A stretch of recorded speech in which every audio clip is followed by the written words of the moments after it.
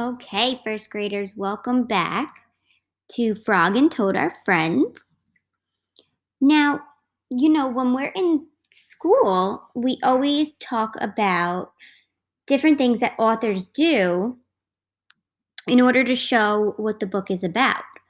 Well, good authors always have a theme throughout their books.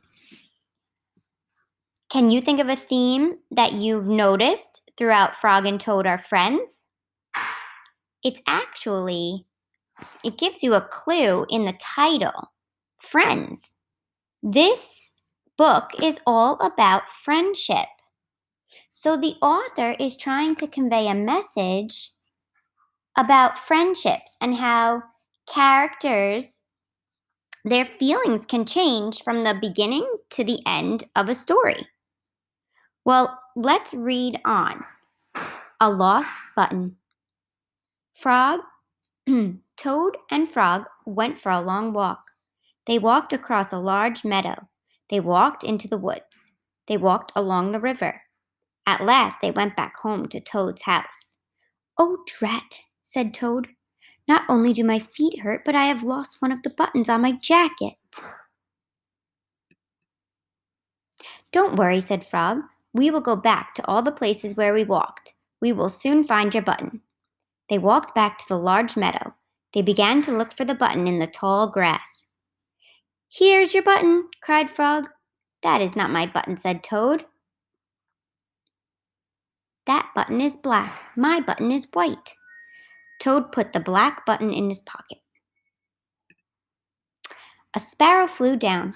"Excuse me," said the sparrow. "Did you lose a button?" "I found one." "That is not my button," said Toad. "That button has 2 holes. My button had 4 holes." Toad put the button with 2 holes in his pocket. They went back to the woods and looked on the dark paths.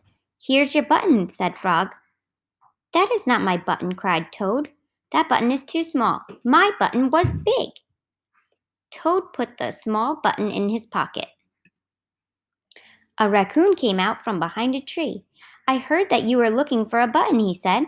"Here is one that I just found." "That is not my button," wailed Toad. "That button is square. My button was round." Toad put the square button in his pocket. Frog and Toad went back to the river. They looked for the button in the mud.